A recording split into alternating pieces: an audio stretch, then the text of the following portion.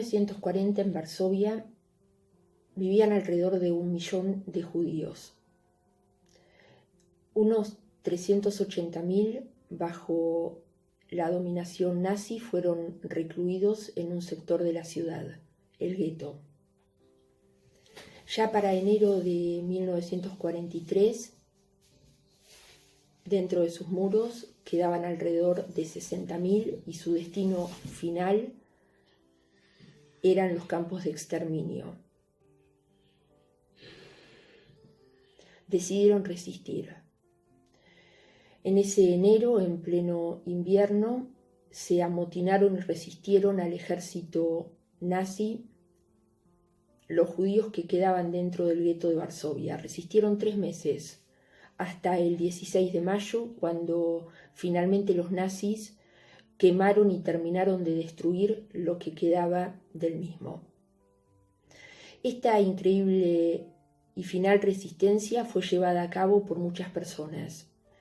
El líder más reconocido fue el joven Mordechai Anilevich de Hashomer Hatzair, pero solo fue posible gracias al apoyo de grupos de partisanos y el acompañamiento de brigadas organizadas en las increíblemente malas condiciones que reinaban en el gueto. En esas brigadas y en el apoyo de la resistencia, la participación de las mujeres fue protagónica. Y seguramente por la misma razón que históricamente se recuerda todo en clave masculina, no se ha destacado en forma equilibrada el rol de las mujeres.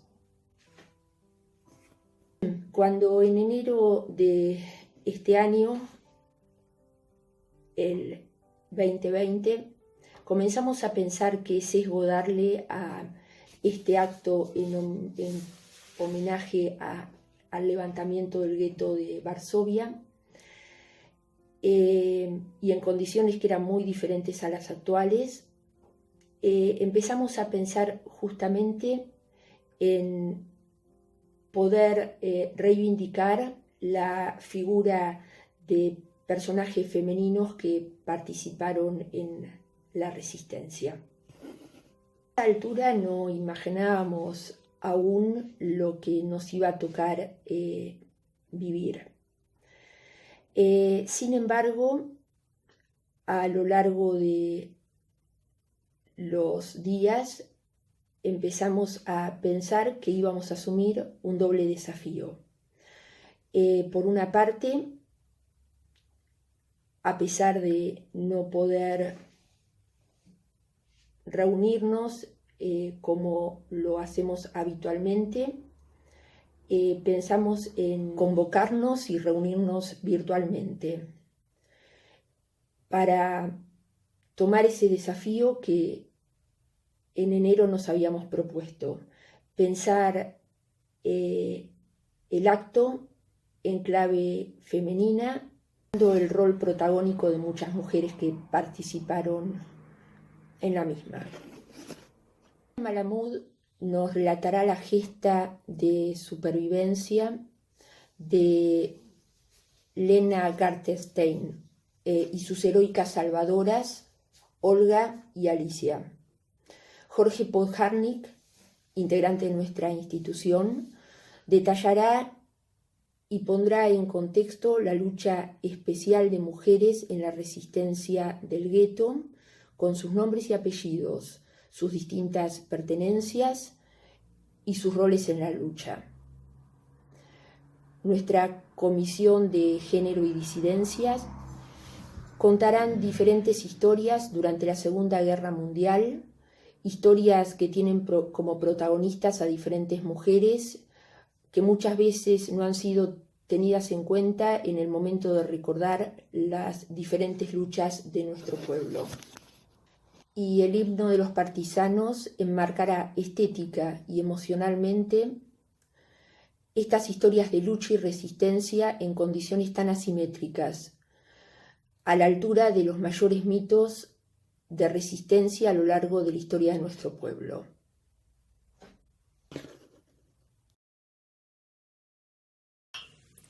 Hola a todos y a todas. Antes que nada, agradecer al Centro Literario Max Nordau y a Horacio Vilkis y a Alicia Dubín, que son las personas con que están en contacto y que han tenido la audacia de convocarme para recordar el levantamiento del gueto de Varsovia.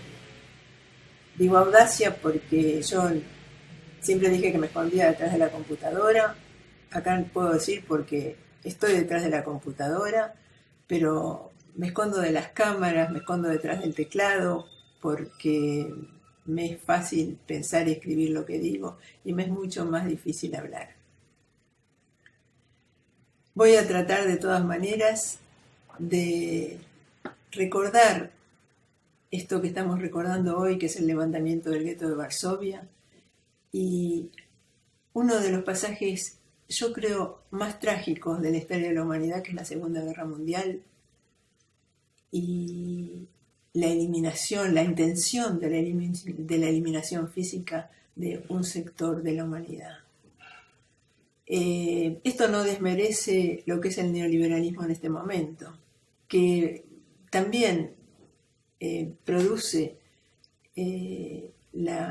no sé si la eliminación, pero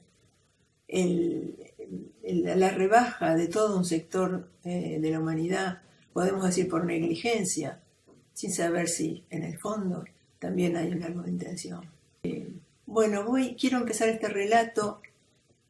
Es un relato en el que quiero hablar de 3 mujeres, de Elena Gartenstein, de Alicia y de Olga. En realidad quería empezar diciendo cómo me hubiera gustado pasar por la peluquería para recortarme un poco el pelo. Y no poder hacerlo en este momento tan difícil que estamos pasando me hace pensar en estas 3 mujeres, en Lena, Alicia y Olga. ¿Qué tiempo tendrían? ¿Qué espíritu tendrían para la coquetería? Sin dejar de lado a los hombres, que también son coquetos. Pero me imagino a Lena en el gueto. Lena era hija de un industrial muy próspero de Varsovia. Y en el momento en que la familia debió trasladarse al gueto, ella se paró en la puerta de la biblioteca frente a sus libros y con tremenda tristeza y bronca, lo único que se le ocurrió hacer fue cerrar la biblioteca con llave y guardarse la llave y llevársela al gueto. En el gueto me la imagino esto que es la historia de todos los días, cómo era la vida de todos los días. Ella colaboraba con el orfanato de Janusz Korczak. La he visto en un video en que ella cuenta algo de su vida. No pude volver a encontrar ese video en que cuenta el momento en que ella, parada en una esquina, vio pasar a Janusz Korczak con sus 200 chicos. Y el comentario que hace en ese momento es decir que pensó, oh, Korczak, y nada más. Y me la imagino caminando por las alcantarillas, por los techos, ocultos en los búnkers, tratando de que los nenes se callaran y no lloraran. En un momento ella sintió que había algo con su novio, con su marido, no sé si era su novio o su marido en ese momento, sintió que había algo que estaba pasando que le estaban ocultando y estaba molesta por eso. Y en un momento su marido, Adek Feigenblatt, le dice, la Ichunia, me imagino que los polacos tienen como los rusos esa cantidad de diminutivos cariñosos para llamar a la gente que quieren. Vas a hacer una cosa. Elena había sido capturada, es la palabra que ella usa, con un grupo de 20 mujeres que tenían que salir todas las mañanas a las 6 de la mañana para limpiar los sótanos, limpiar y desratizar los sótanos de las casas que habían quedado abandonadas en el lado ario, abandonadas por los judíos o por otras razones. Entonces, esto lo empezaron en pleno invierno, con lo que significaba andar en medio de la desnutrición, del desabrigo. Entonces, su marido Adek le dijo: Laichuña, mañana cuando salgas, llévate un sombrero blando en el bolsillo. Un hombre se te va a acercar y vos tenés que hacer lo que ese señor te diga. No discutas, es así. Por favor, por esta vez, haz lo que te pido. A la mañana siguiente, Lena salió con su pañuelo en la cabeza y cuando iba caminando se le acercó un señor que se llamaba Félix y le dijo: sácate el pañuelo y ponete el sombrero y sonreí, porque acá nadie llora. Y la llevó, anduvieron por los tranvías subiendo y bajando para estar seguro de que nadie lo seguía. La dejó en un departamento vacío diciéndole: van a venir a buscarte. Y Lena se quedó ahí sentada en el frío y en la soledad, pensando si realmente la venían a buscar, si algo pasaba y nadie venía. Finalmente llegó Eduardo y la llevó a el barrio de Praga, que es un barrio que está sobre la orilla derecha del Vístula, a la calle Minska 7. Ahí la recibieron dos hermanas, Olga y Alicia, dos chicas polacas, campesinas, obreras en una fábrica, que la recibieron muertas de miedo igual que ella, con un té que la calentara y la tranquilizara. Y ahí se quedó viviendo 17 meses, Lena, acogida por estas dos mujeres polacas. La vida ahí no era fácil. Alicia y Olga salían todas las mañanas a trabajar, dejando la puerta cerrada con candado para indicar bien claro que nadie quedaba adentro. Y ahí quedaba Lena. Tenía a veces, pasaba que los chicos que jugaban en el patio se asomaban a la ventana para curiosear, o sea que ella tenía que estar bien cuidada de no moverse, de no dejarse ver por la ventana, de no hacer ruido, de no abrir la canilla porque la canilla hacía ruido, de no tirar la cadena del baño porque hacía ruido. Habían decidido que lo que ella sabía hacer para aportar a la casa era coser. Entonces les arreglaba los vestidos a Olga y Alicia o les hacía alguna cosa nueva, con lo cual Alicia y Olga estaban chochas. Y también la máquina de coser era un problema, porque no sé si la gente que está mirando este video tenga la edad como yo tengo, de haber conocido las máquinas de coser a pedal. El pedal hacía ruido, entonces Lena, para no hacer ese ruido, cosía simplemente moviendo la ruedita, la manijita de la máquina de coser despacito, con lo cual tardaba mucho más, pero con eso evitaba hacer ruido. Cuando llegó el verano, en el mes de junio creo que era, Alicia cumplía años. Y entonces sus amigas de la fábrica iban a venir de visita para festejar su cumpleaños. No había dónde esconder a Lena porque era un departamentito de 2 ambientes.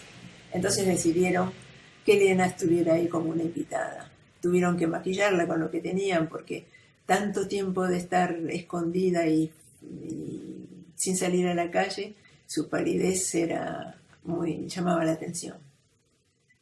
Y entonces les dieron las indicaciones que tenían que darle para que se comportara de una manera que no fuera descubierta. Le dijeron: no hables de literatura y no digas cosas inteligentes, porque esas son cosas de judíos. No sé hasta dónde Lena recordaba todo tal cual, cuánto le agregó el tiempo y la imaginación a lo que ella después contó.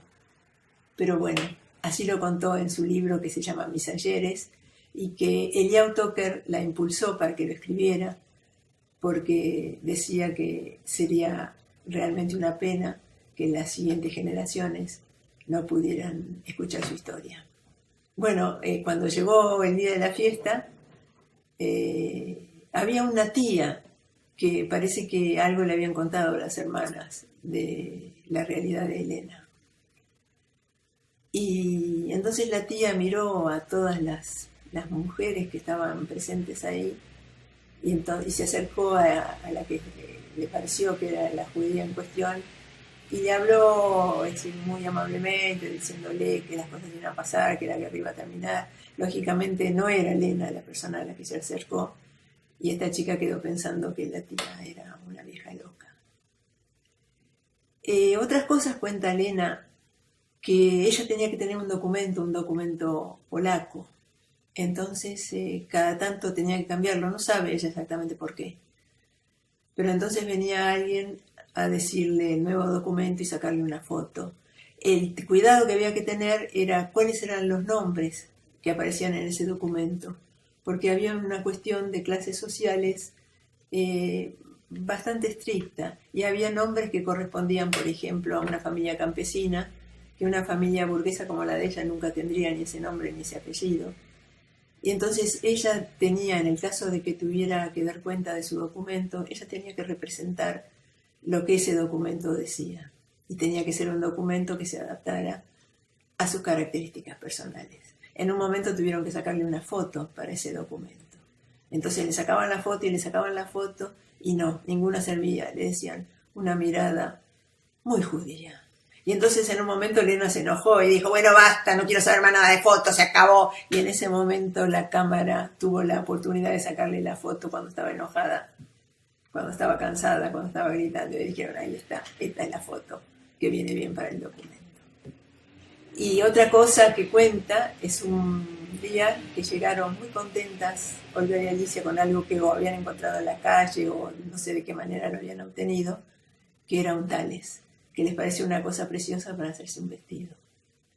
Y Lena quedó azorada, no era una chica sumamente religiosa, pero ver un talis y pensar en cortar un talis para hacer un vestido, se angustió de tal manera, pero decidió que no podía no decirlo. Entonces les explicó a Alicia y a Olga qué era un talis. Y bueno, no sabe cómo, pero las chicas entendieron y el talis desapareció de la casa. Ella cuenta también cómo, a partir del 19 de abril, cómo cambió todo lo que se podía sentir y ver desde la ventana, cómo el cielo se ponía gris y se oían los ruidos. Ella habla incluso de olor a carne quemada, y cómo por la noche el cielo se veía todo rojo. Y no recuerdo que cuente más. No habla de su familia, de su padre, de su madre, de su hermano. Solamente en la dedicatoria del principio del libro habla de su madre muerta durante la guerra. Y bueno, así hasta que fueron 17 meses, hasta que llegó el Ejército Rojo, y entonces Lena, Alicia y Olga salieron a los caminos. Alicia y Olga tomaron su rumbo al campo, y ella no sabía dónde ir, y entonces decidió encaminarse a Mijalín. Mijalín era un lugar donde su familia, antes de la guerra, tenía una casa de campo donde pasaban todos los veranos. Y en el camino a Mijalín se encontró en un monasterio, y entró al monasterio, se le acercó un cura, y ella le dijo, padre, soy judía. El cura le acarició el pelo, le dio una bebida oscura que no recuerda qué era, y le puso un terrón de azúcar en la boca. Y ella, fue el momento en que ella estalló en los sollozos que nunca le habían aparecido durante los 17 meses encerrada. Pero lloró hasta la última gota de llanto, y con todos los sacudones de todo lo que había resistido en esa guerra. Bueno, finalmente este cuento tiene final feliz. Ella volvió a encontrarse con Alec Feigenblatt, su marido, y después de muchas vueltas, que ella cuenta con detalle, que yo no les voy a contar, y que son más o menos las que cuenta Primo Levi en su novela, al respecto de esa novela en que él dice Esto no son hechos reales, pero lo he escrito con los relatos que he escuchado de mucha gente. Y finalmente en ese momento la Argentina no aceptaba migrantes judíos, no sé si migrantes en general o migrantes judíos. Entonces lograron viajar a Paraguay, entrar a la Argentina y vivir acá muchos años. Y estoy con la consternación del mismo relato que acabo de contarles y esperemos siempre que nunca más. Yo personalmente no creo que nunca más exista para siempre y que es la lucha constante que estamos dando todos los días. Bueno, Shalom Lachem, que es una manera de saludarnos que siempre vale la pena. Adiós.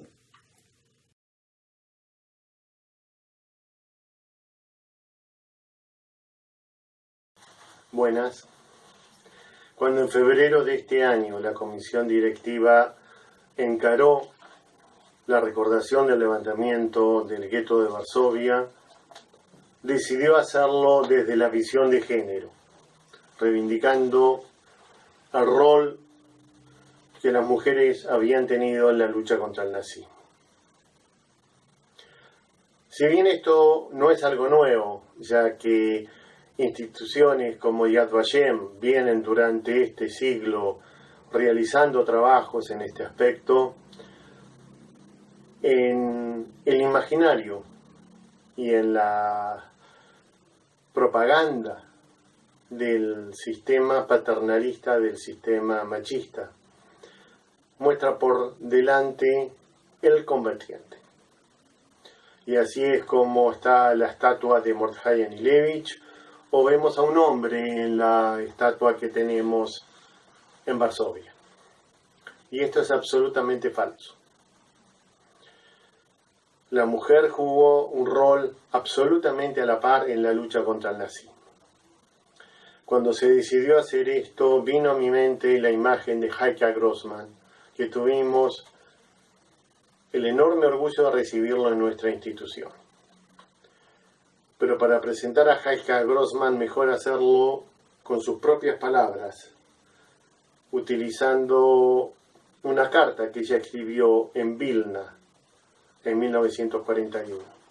Dice Heike Grossman: queridos compañeros, hoy les escribo desde Vilna, era agosto de 1941. Voy a leer solo unos párrafos. Yo entré a la Yomer Azair a los 9 años. No sabía bien por qué lo hacía. Simplemente sentía que dentro del movimiento se luchaba por una justicia y una igualdad que afuera no encontraba. Todos teníamos los mismos derechos. Vestíamos igual. No importaba edad, sexo ni clase social.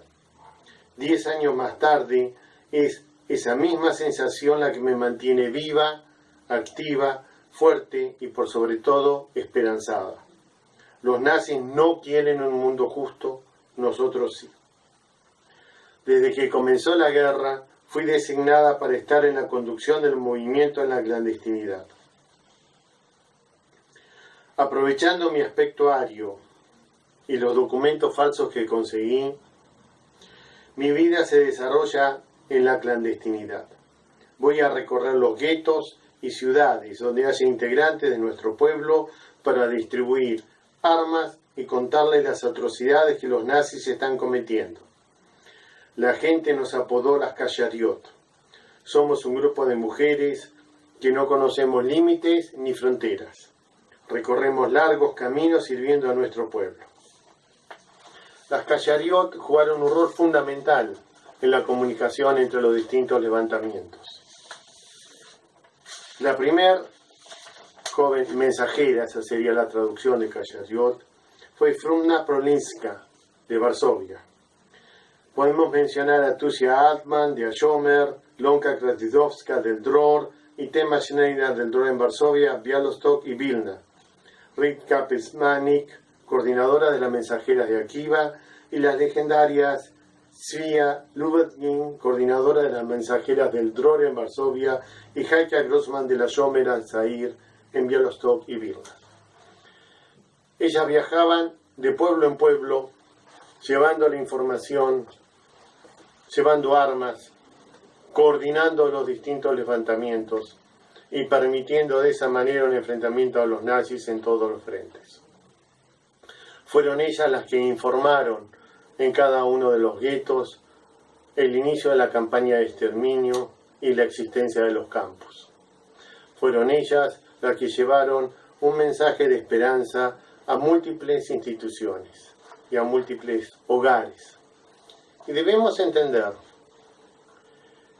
que ellas podrían simplemente haberse quedado del lado polaco. Tenían documentos, tenían facciones que les permitían sobrevivir a la guerra sin ningún inconveniente. Pero decidieron luchar por su pueblo. Decidieron jugar día a día su vida en el rol que se le había asignado en la lucha contra el nazismo. Son un claro ejemplo del compromiso de la mujer judía en la lucha. Pero no solo ellas, hubo muchos frentes de lucha.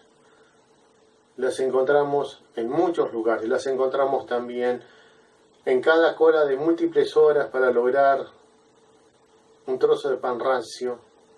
Las encontramos educando a sus hijos, las encontramos cuidando a toda la familia, las encontramos en múltiples instancias y actividades. Algunas muy heroicas. Cabe destacar, por ejemplo, a Svea Lubetkin, quien fue comandante del gueto en la lucha en Varsovia y luego fue testigo en el juicio contra Eichmann junto a su marido Isaac Zuckerman. La comandante Frukma Plosnica del Dror de Dresden fue ella la que levantó ese gueto en Polonia. Quizás uno de los casos más destacados de combate directo fue el de Rosa Robota, Elia Gardner, Regina Zafir y Esther Waslund, que contrabandearon dentro de su cuerpo pólvora que le entregaron al Sonderkommando para volar una de las 3 cámaras de gases en Auschwitz, en el corazón mismo de la muerte. Hasta allí llegó el héroe, el heroísmo, hasta ahí llegó la capacidad de combate de las mujeres judías contra el nazismo. Pero no debemos quedarnos solamente en ello. Fueron estas mismas mujeres las que se encargaron luego de las reconstrucciones de las familias, las que se encargaron de continuar su lucha y pensamiento. Heike Grossman la encontramos, cuando visitamos Israel la encontramos, miembro de la Knesset en la lucha por la constitución de leyes que lleven adelante esa sociedad justa por la que había combatido tanto en su juventud. Y no podemos, dentro de este discurso institucional, dejar pasar de lado la situación actual. Así como todas estas combatientes nos brindan un enorme ejemplo de lucha, hoy debemos seguir enfrentando a los herederos del nazismo. Hoy no usan cruces gamadas, hoy hablan un lenguaje mucho más civilizado,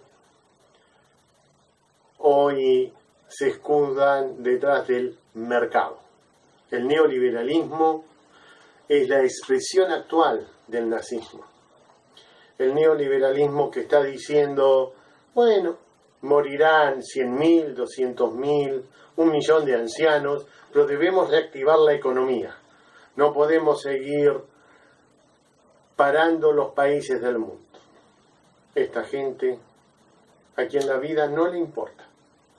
Todo a cambio de las ganancias de sus empresas, porque la única forma de obtener la plusvalía es que el obrero vuelva a la fábrica, y entonces no les interesa para nada la protección. Y ahí es donde importa el rol del Estado, y ahí es donde debemos claramente tener un mensaje de apoyar a todas las conducciones que tienen claro que la vida está por sobre la economía, y denunciar a todos aquellos políticos que pretenden poner en riesgo la vida de los demás con el efecto y al tan solo objetivo de garantizarle la ganancia a las grandes empresas.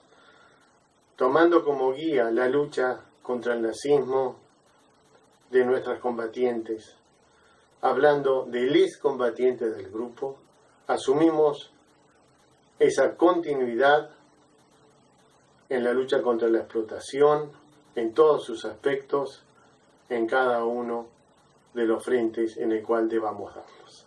Muchas gracias.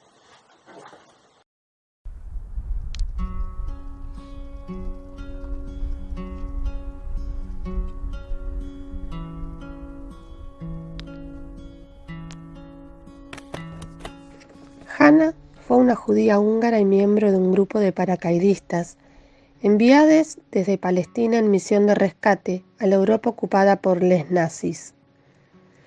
Aun cuando las posibilidades de éxito eran escasas, pensó que el grupo constituiría un símbolo de esperanza, que alentaría a los judíos de Europa y levantaría su moral. Hanna fue capturada por los nazis al cruzar la frontera de Hungría en 1944, torturada y luego ejecutada por un pelotón de fusilamiento.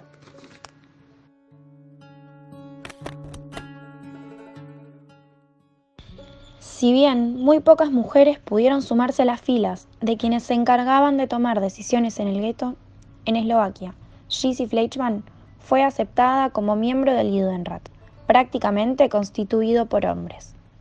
El Judenrat era un consejo judío establecido por los nazis en los guetos, para velar por que se cumplieran sus edictos y reglamentos. Jessie encabezó un grupo clandestino del Judenrat eslovaco y participó en los esfuerzos por sacar de Eslovaquia al mayor número posible de judíes. Otra mujer que participó en las actividades del Judenrat fue la doctora Rosa Zabad-Grabowska, que se incorporó él a su llegada al gueto de Vilna. En su condición de médica coordinó el cuidado de las niñas pequeñas y en su iniciativa se estableció una guardería donde eran alimentadas, recibían atención médica y jugaban hasta que sus padres regresaban del trabajo. La doctora Zabad-Grabowska también abrió un centro especial para la distribución de leche a las pequeñas y uno para huérfanes.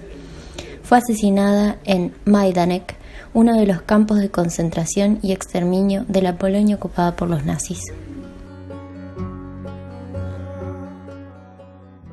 5 mujeres judías adscritas al destacamento de la fábrica de la Confederación del Metal del Vístula, Alia Gardner, Regina Safrichtan, Esther Wachblum, Rosa Robota y otra mujer no identificada, posiblemente Pesca Segal, suministraron la pólvora que los integrantes del destacamento especial judío de Auschwitz-Birkenau utilizaron para volar una cámara de gas, dando muerte a 4 guardias del establecimiento durante el alzamiento de octubre de 1944. Vlad Kamid, en el gueto cuando tenía 16 o 18 años, está involucrado en la organización juvenil ilegal Zukunft, Futuro. Solían juntarse en estos grupos ilegales en que se daban charlas de todo tipo.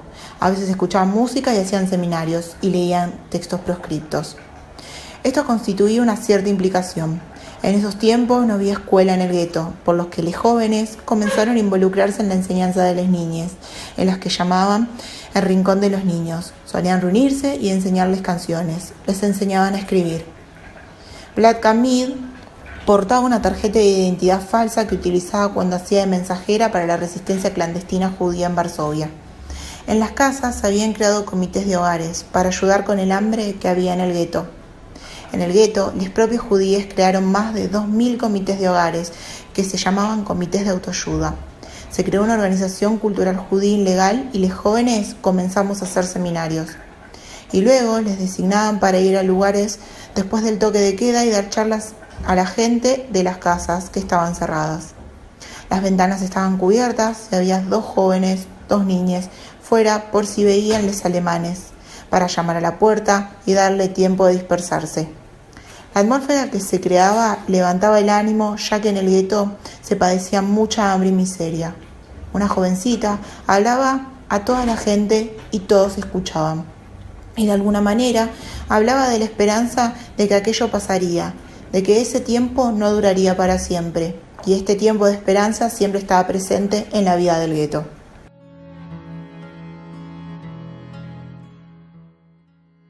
Stefania Wilczyńska nació en 1886 en Polonia. Después de completar sus estudios en la Universidad de Lieja, Bélgica, regresó a Varsovia y fue puesta a cargo de un orfanato judío. En 1909 conoció al famoso educador y autor Dr. Janusz Korczak, y entre los dos se creó un vínculo profesional. Al estallar la Primera Guerra Mundial, Korczak fue reclutado al ejército y Stefania quedó a cargo del orfanato, que se había ampliado y albergaba a 150 niños. En 1919, los niños fueron trasladados a uno nuevo, donde Stefania se desempeñaba como directora general y Korczak era el director principal. En 1938 visitó la tierra de Israel y permaneció en el kibutz Ein Harod hasta 1939. Luego regresó a Varsovia. Al comenzar la ocupación nazi, los miembros de Ein Harod lograron obtener un permiso que les posibilitaba abandonar Polonia, pero ella lo declinó y se trasladó con Korczak y los niños al gueto de Varsovia. El 6 de agosto de 1942 se impartió la orden de deportación de los niños. Stefania, Korczak y todos los miembros del equipo se negaron a abandonar sus cargos y marcharon con los 192 huérfanos al sitio de reunión Umschlagplatz. Estaba a cargo del grupo de niños entre 9 y 12 años. Todos fueron asesinados en el campo de exterminio de Treblinka.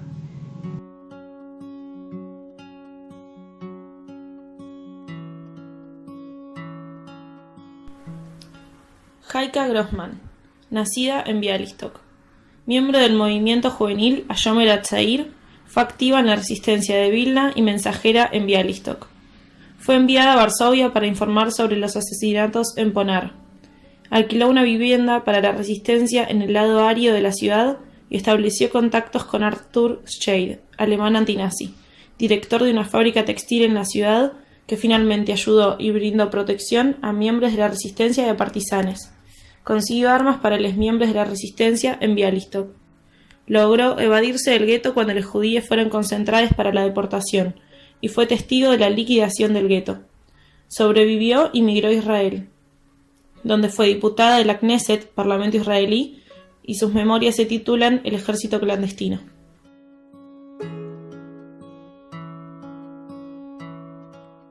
Fanny estudió educación física y fue instructora de gimnasia médica en hospitales. El Ministerio de Educación polaco la envió a perfeccionarse en Suecia, pero regresó a Pinsk, su ciudad natal, al estallar la guerra. Cuando se produjo la aniquilación del gueto de Pinsk y la masacre de todos sus pobladores, ella fue una de los pocos sobrevivientes que lograron huir a los bosques y sumarse a los partisanes. Inicialmente se desempeñó como enfermera de pequeñas unidades, pero más tarde actuó como médica jefa de una brigada de partisanes y estableció una sala quirúrgica, donde realizó numerosas intervenciones. Pese a su posición y sus importantes funciones, Fanny sentía que por ser mujer y judía, no recibía de sus colegas el trato y el respeto que merecía. Al finalizar la guerra, emigró a Israel junto con su esposo e hija.